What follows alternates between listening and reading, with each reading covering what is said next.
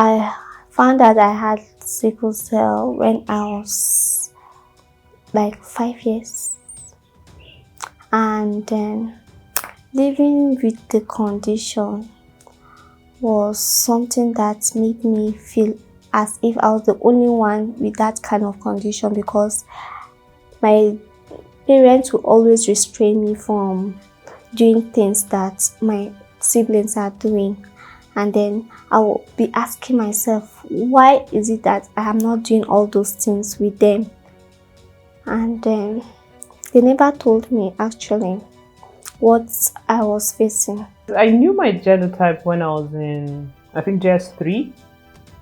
Maybe because my parents are health practitioners though, but I knew it as far back as when I was in JS3. So I've always known that my genotype is AS. So, and I've also always had the knowledge that AS and AS are not supposed to get married, or they're not supposed to have children. Same goes for anything that will result in your children becoming, having the sickle cell gene. So I've always been really cautious. If you, as a man, if you approach me and we get talking, let's say maybe once, twice, maybe first date, we go on a first date, second date, I'll ask you, what's your genotype? Because I don't have the liberty of, if I was AA, I can go with the wind, but I don't have that liberty. So before we even get to the stage where there's tears and heartbreak because of genotype, I prefer to just ask it in the beginning and move on with my life.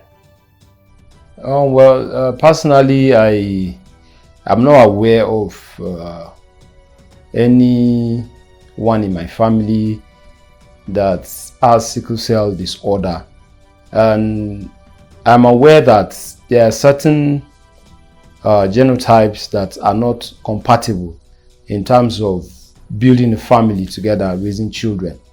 So if you are AS and your partner is also AS, the likelihood of giving birth to a child with sickle cell disorder is very, very, very high. And the truth is, sometimes people can just overlook these things with the feeling that we love each other and then everything will be all right. But the truth is, if you're building a home with somebody, if you're raising children, it goes beyond love. And you cannot really understand how important the place of commitment, perseverance is until you are in it. Can you prepare for sickle cell? Well, number one, from the little research I've done on sickle cell, I think it's capital intensive. So the question of you can prepare for it, I think it doesn't even arise. I think the best thing is to hearken to medical advice and abstain, so that the issue of even absconding should not even come in. And for the people that have went ahead and married and now there are children, I think since you've taken the responsibility to bring them into the world, I think it will only be right that you stay with them, do all you could, do all you can to make provision to take care of them to the best of your ability, because absconding is not just the answer. I keep saying it is not just academically or aspire to perspire books. To be honest, go out more, ask questions. If there's a conversation about genotype or marriage, or don't just swipe. If it's on social media, don't just swipe. Pause and read it. If it's on the news or on the radio, listen to it, because we need to do better, especially our society.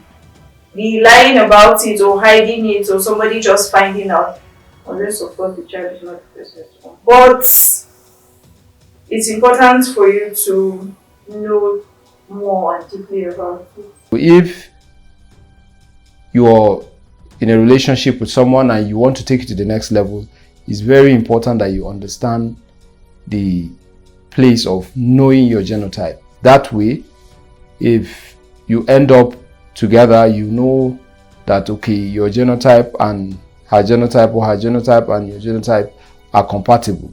You get? So if you're not sure of your genotype, I don't think it's safe for you to take that bold step.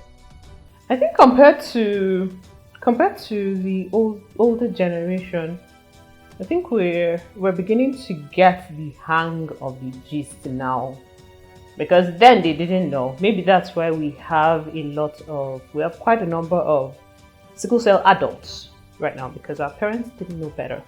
But right now, in as much as there are people that are really stubborn, a couple of days ago I saw a post on Facebook where this guy was doing like a mental calculation. I don't know what gave him the idea that if AS and AS should marry, or AS and SS should marry, I think according to how he described it, he said your first 3 kids, you have an AA and an AS and an AS before you get to SS. So if you have maybe 2 or 3 kids, then you're covered. And I was really shocked, because I know I know there was a time in basic biology where they actually mentioned these things. But what is the probability that by the time you give birth to 2 or 3 kids, they're all not going to be SS? But yeah, like I said, compared to our parents, I think people are beginning to get the hang of how important genotype compatibility is. Somebody say, when it comes to human beings, you cannot talk about compatibility, because the only time you talk about compatibility is when you talk about machines, equipments, and what have you. But over time that I have sat and ponder upon things, I come to discover that no, truly, compatibility play a great role when it comes to human beings. Now, compatibility, sometimes you may not agree in idea, but when it comes to the case of sickle cell, I think compatibility play a great role. If not the resultant effect of not looking for a compatible person to get married to, I think it has a way of even killing the marriage before the due time. So compatibility, I think it plays a great role. I won't say love is enough. Personally, from experience, I will tell you that I have seen a toll that this disease process have gotten on couples and their families also. Do you understand? Instead of love is enough, I would like to say a happy home is enough. Do you understand? Because this disease process not only relates and causes discomfort to your offspring or your child, but it also has a heavy toll on your finances. It's usually a case of emergency. Do you understand? You don't know when the crisis can occur and it has a heavy toll on your finances as well. So I don't think love is just enough for you to disregard the disease process and